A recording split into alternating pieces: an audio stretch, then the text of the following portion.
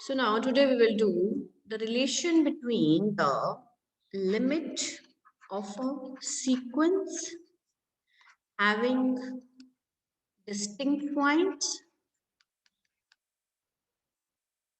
and the limit point of the range set. Right? This is a theorem.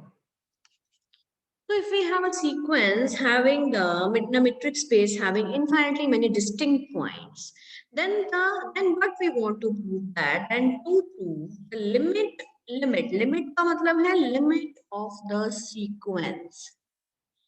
Limit of the sequence is the limit point of the range set. Is the limit point of the range set, right? So it means suppose करो solution शुरू करते हैं, proof शुरू करते हैं. Suppose xn एक convergent sequence है. xn is a convergent sequence in a metric space xt. So before starting the proof, let us do it by an example. Suppose you have the sequence 1 by n, right? All have distinct elements 1 by 2, 1 by 3, so on up to infinity. एक तो convergent है sequence और सारे points क्या है distinct है. Convergent क्यों है क्योंकि बेटा limit n tends to infinity क्या है 1 by n which is equal to 0. ये किस में ली हमने ये हमने यूजुअल मेट्रिक स्पेस Rd में ली सीक्वेंस. लिमिटिंग वन 0 है 0 किस में आ रहा है बेटा R में आ रहा है. So it implies the limit of the sequence is equal to 0. Limit के आगे सीक्वेंस की 0. अब हम इसका सेट सीक्वेंस का रेंज सेट देखेंगे. The range set of the sequence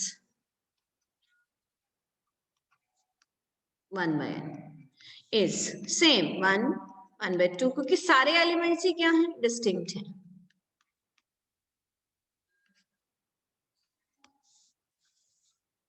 Right? So range set made distinct elements. Okay, now what is the limit point of the range set of this range set? Right?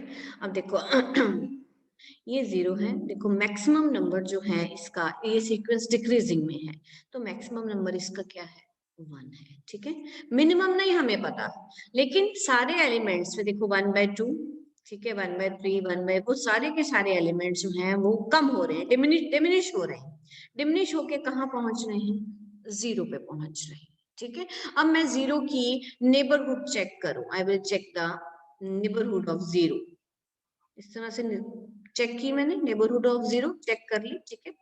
ये point जो है set के अंदर नहीं है. 0 जो है वो रेंज सेट में नहीं है. ठीक है. लेकिन जब मैंने 0 की नेबरहुड ली 0 की नेबरहुड का मतलब हुआ 0 minus epsilon to 0 plus epsilon open interval ball ले ली मैंने यानी ये बनी माइनस एप्सिलॉन टू. ठीक है. Let us choose. मैं एप्सिलॉन को सपोज करो 1 by n चूज कर लेती हूँ तो ये I minus 1 by n to 1 by n open interval. ठीक है. अब आप इसके इंटरसेक्शन लें इसके साथ इस रेंज सेट के साथ इस रेंज सेट के साथ अगर मैं इसके इंटरसेक्शन लेती हूँ सो इस रेंज सेट का नाम सपोज करो आप ए रख देते हैं. देन ए इंटरसेक्शन बॉल ये बॉल थी. ठीक है. ये ए सेट एक्चुअली है क्या 1 by n. तो इंटरसेक्शन जो है 1 by n में क्या ओपन इंटरवल यानी इसके बीच में जो भी इंटरवल आएंगे जो भी एलिमेंट्स आएंगे which is not equal to 5. अब देख लीजिए -1 by n से लेके 1 by n तक जितने एलिमेंट्स आएंगे वो काफी एलिमेंट जो है ये ए सेट पे कवर कर लेगा. मतलब इंटरसेक्शन खाली नहीं है. ठीक है. अब ए के अंदर कौन नहीं है 0 नहीं है और कौन नहीं आएगा इंटरसेक्शन में 0 नहीं आएगा.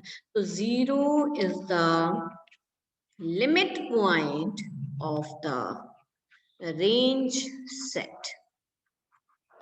Right? So in this case, so we have proved by an example that if the sequence is convergent and having the distinct points, then the range set, the limit point of the range set is equal to the limit of the sequence. Limit भी क्या आ रही है 0 आ रही है और range भी क्या आ रही है 0 ही आ रही है. Now come to its proof. अब ये एक जनरल आपको एक प्रैक्टिकल एग्जांपल दिया एक पर्टिकुलरली आरडी मैट्रिक्स स्पेस में. अब हम बात करेंगे जनरल. अब एक्सएन क्या है? कन्वर्जेंट है.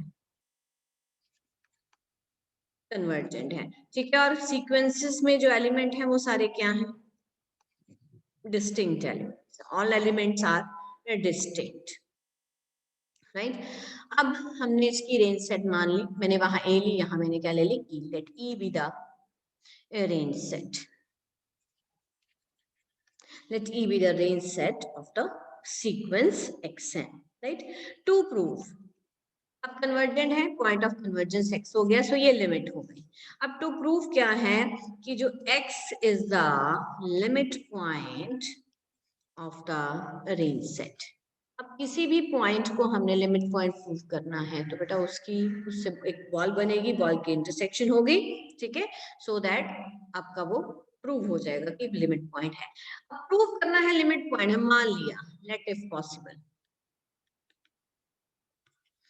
x is not the limit point of the range set. ठीक है जी, मान लिया x जो है लिमिट पॉइंट नहीं है रेंज सेट का. तो क्या होगा? There exist an open ball. क्या? S X epsilon, epsilon greater than 0, such that आप क्या लिखेंगे यहाँ में?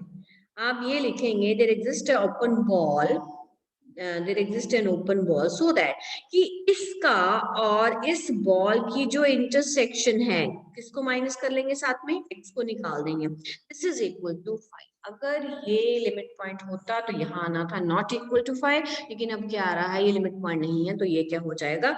खाली हो जाएगा. It implies this ball contains no point of the set E other than x. So you can write the ball doesn't contain no points of E other than x. Now x and x को converge करता है. By definition of convergence, for a given epsilon greater than 0, there exists n greater than or equal to and m belongs to n. ठीक है जी, epsilon भी choose कर लिया. It implies distance between xn and x. It is less than epsilon for all n greater than or equal to m. It implies xn is in the ball bx epsilon for all n greater than or equal to m. Also xn किस में है? E में, ठीक है. तो इसका मतलब क्या हुआ? xn जो है, also xn जो है that belongs to E. इसका मतलब it means xn belongs to bx epsilon and E दोनों में आ गया. It implies for all n greater than or equal to m. It implies xn belongs to E intersection bx epsilon. सिर्फ पहले sequence के m members को छोड़ के बाकी सारे एलिमेंट्स जो हैं वो बॉल में भी हैं और E में भी हैं.